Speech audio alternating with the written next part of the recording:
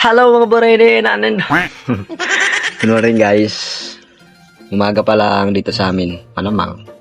Kape tayo guys, kape. Sagutin ko lang yung mga nagtatanong guys sa akin about sa pagbablog. Dami nagtatanong sa akin na bakit daw hindi ko pinapagawa yung bahay, vlogger daw ako. Tapos, dapat daw malaki na yung pera ko, yung mga kinikita ko. Ang purpose ko kasi dito guys sa pagbablog, hindi naman pera-pera. Ang akin lang, once na kasi na mawala na tayo sa mundo, at least meron tayong mga memories.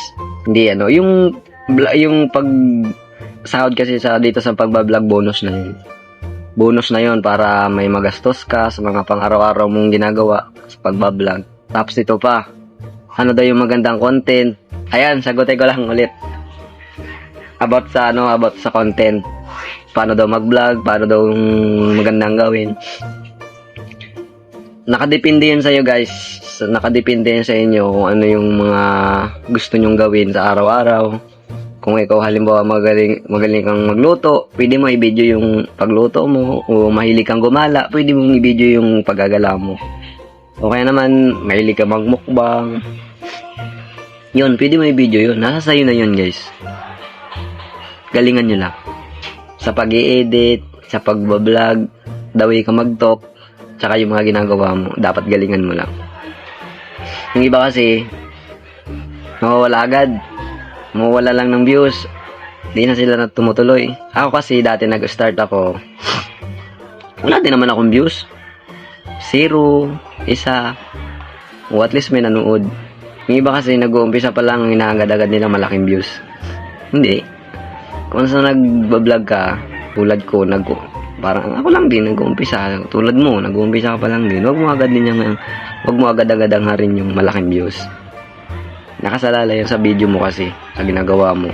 Kung magaling ka magpatawa, sa pag-i-edit din. Kaya recommend ko sa inyo guys, pag mag-i-edit kayo, CapCut. Ganda. Maraming mga design, mga sound effect. Kaya, nakadepende yun guys sa iyo kung ano yung mga gagawin mo sa araw-araw sa pagbablog mo.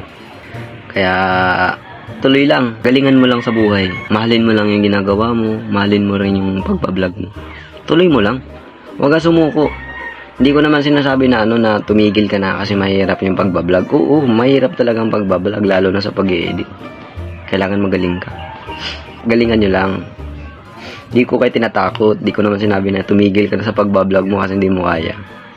Para sa mga baguhan, pinagdaanan ko na rin yan namin, mga vlogger, yung mga pinagdadaanan yun na mahirap. Oo, mahirap, nandun yun. Hindi naman mawawala yun kasi dati pa nahirapan na tayo. Tuloy mo lang, wala naman kasi nag-start na magaling agad. Tandaan mo yan. Wala nag-start na magaling agad yung ginagawa.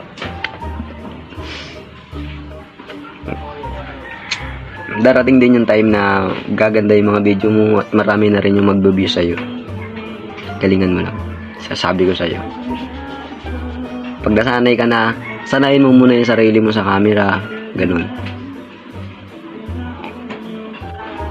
So yun lang naman. Sana nasagot ko yung mga katanungan. Mga buray na inando. Magtubod ka kay papa mo.